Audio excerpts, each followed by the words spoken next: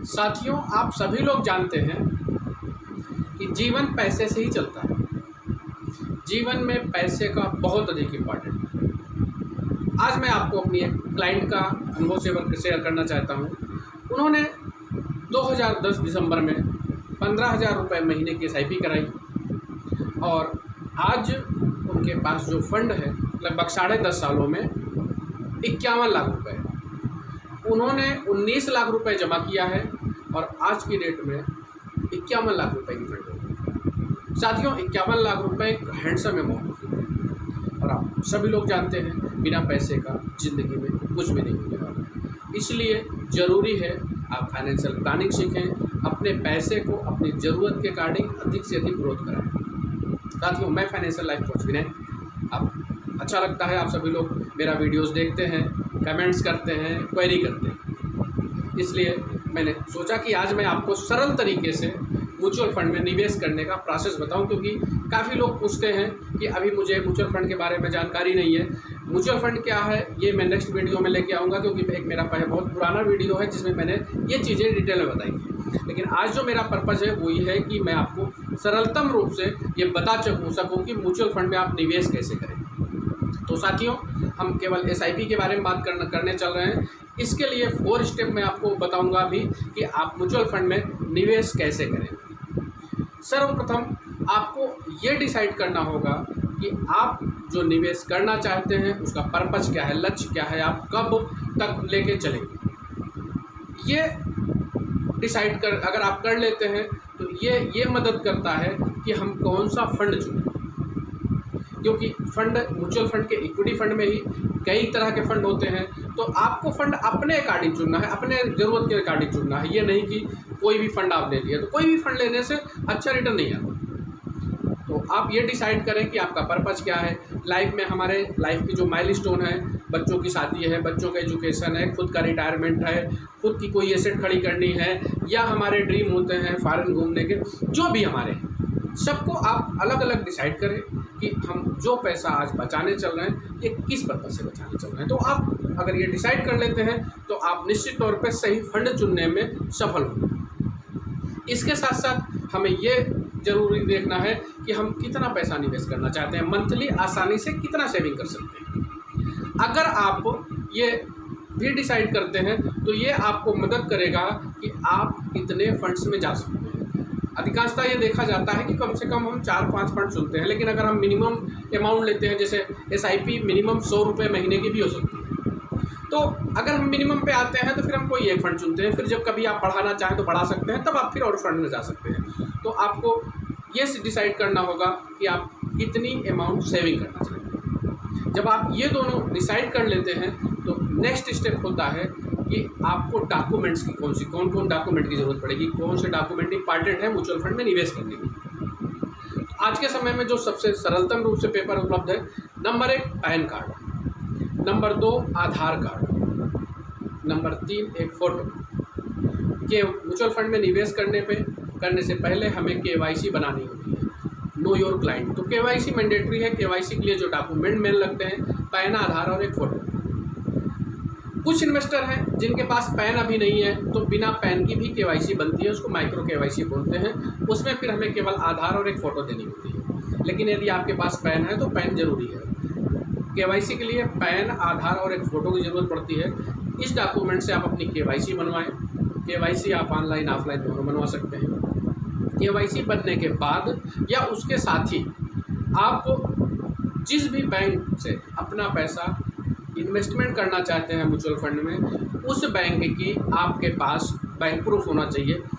Bank proof 2 तरह से use होता है। एक तो चेक के माध्यम से आप जितने की SIP कराना चाहते हैं उतने की चेक दे सकते हैं, तो चेक के माध्यम से भी आप निवेश कर सकते हैं। उसमें भी पूरा बैंक का डिटेल रहता है। किसी व्यक्ति के पास अगर चेक नहीं है, केवल पासबुक ही है, वो व्यक्ति पासबुक की फ़ोटो कॉपी, यानी पहले पेज की जहाँ पर उसकी डिटेल है, नाम लिखा है, अकाउंट नंबर लिखा है, उस पेज की कॉपी विद लेटेस्ट स्टेटमेंट के साथ, चेक या बैंक की पासबुक की कॉपी, इन दोनों में से कोई भी एक चीज़ हम यूज़ करके हम अपने बैंक से अपने फॉर्म को भर सकते हैं और उसके बाद सबमिट कर सकते हैं। तो हमें जो डॉक्यूमेंट चाहिए होता है पैन, आधार, एक फ़ोटो। इसके साथ साथ बैंक डिटेल। और नेक्स्ट दो चीज़ें मैंडेटरी हैं, एक ईमेल आईडी, मोबाइल नंबर।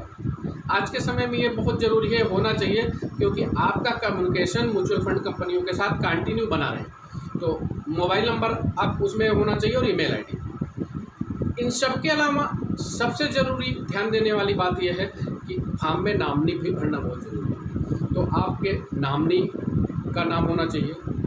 इतनी चीज़ें आपके पास रेडी होनी चाहिए जब आप म्यूचुअल फंड में निवेश करने की सोचते हैं। इसके बाद अगला स्टेप आता है कि हम कहाँ से फॉर्म लें या कैसे शुरू करें, हमें कहाँ से उपलब्ध होगा फॉर्म। पहला स्टेप है, आपके नज़दीक अगर म्यूचुअल फंड की ऑफिस है, आप खुद जाके म्यूचुअल फंड ऑफिस से फॉर्म भर सकते हैं। दूसरा, अगर ऑनलाइन आप एक्टिव हैं तो ऑनलाइन भी आप म्यूचुअल फंड के फॉर्म भर सकते हैं। मेरा एक ऐप है mfsvinay.com, MFS विनय मेरा ऐप है। MFS विनय में भी आप डाउनलोड करके आप म्यूचुअल फंड में निवेश कर सकते हैं। तीसरा और सबसे सरल स्टेप है, यदि आप कहीं नहीं जाना चाहते हैं तो मेरे मोबाइल नंबर पे आप हमें व्हाट्सएप कर सकते हैं। मेरी ऑफिस से आपके एड्रेस पे फॉर्म भेजा जा सकता है। फॉर्म आपके पास पहुंच जाए, आप उसमें जो भी मैंडेटरी चीज़ें हैं उस पर भर के साइन करके आप वापस अगर मेरी ऑफिस में भेज देते हैं तो फॉर्म सबमिट कर दिया जाएगा। तो आप डायरेक्ट म्यूचुअल फंड ऑफिस में जाके फॉर्म ले सकते हैं, या आप ऑनलाइन सुविधा अपना सकते हैं, या आपको दोनों में असुविधा फील होती है तो आप मेरे ऑफिस में मेरे व्हाट्सएप पे केवल आप सेंड कर सकते हैं अपनी डिटेल। तो हमारी ऑफिस से भी आपको फॉर्म भेज दिया जाएगा बाई पोस्ट, और आपको फॉर्म भर के वापस कर देंगे तो आपका म्यूचुअल फंड की SIP शुरू हो जाएगी। नेक्स्ट सबसे ज़्यादा ज़रूरी है ये डिसाइड करना कि आप कौन कौन से फंड चुनें, क्योंकि अल्टीमेटली जो हमारा रिटर्न आता है वो फंड पे निर्भर करता है। सभी म्यूचुअल फंड कंपनियों के पास आज की डेट में भारत में लगभग 46 म्यूचुअल फंड कंपनियां वर्क कर रही हैं। 46 से 47 म्यूचुअल फंड कंपनियों में सबके पास लगभग 80-90 फंड्स होते हैं। तो इस तरह से हमारे पास इक्विटी के लगभग 1,500 से 2,000 फंड्स हैं। तो हमें फंड चुनने में बहुत सावधानी बरतनी पड़नी है कि हम कौन सा फंड चुनें जो हमारी ज़रूरत के अकॉर्डिंग रिटर्न है। मुझे लगता है आपको म्यूचुअल फंड में निवेश करने का सबसे सरल तरीका समझ में आ गया होगा। और साथियों, मैं तो कई जगह क्लासेस लेता हूँ। मैं अभी नवंबर से ऑनलाइन क्लासेस भी लेने चल रहा हूँ लोगों को फाइनेंशियल प्लानिंग सिखाने के लिए।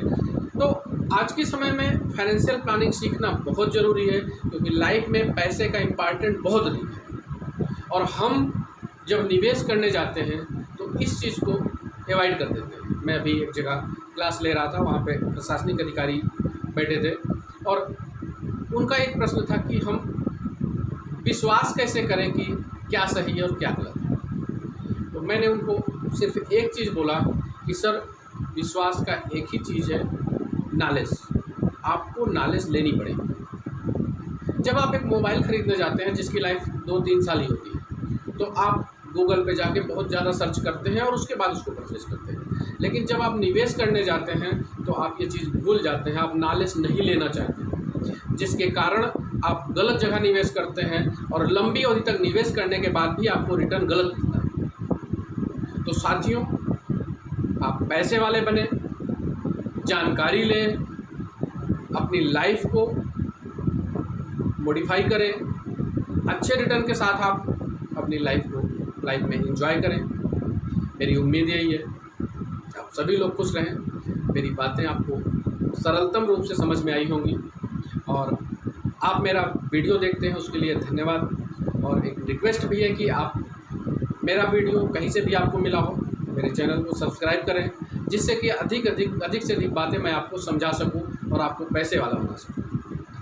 और आप अपने दोस्तों में भी, अपने परिचितों में भी मेरे वीडियो को रिकमेंड करें, वो देखें, क्योंकि मैं डायरेक्टली सबके पास नहीं जा सकता हूँ। मैं विजिट पे बहुत रहता हूँ, अपने क्लाइंट्स के पास रेगुलर मिलने की कोशिश करता हूँ, लेकिन उसके बाद भी मैं सबके पास नहीं पहुँच सकता हूँ। तो मेरी रिक्वेस्ट है, अपने दोस्तों को, अपने परिचितों को, अपने मित्रों को, अपने परिवार में हर व्यक्ति को आप पैसे वाले बनाएं, उनको बचत की आदत डलवाएं और उनको मेरा वीडियो रिकमेंड करें देखने के लिए।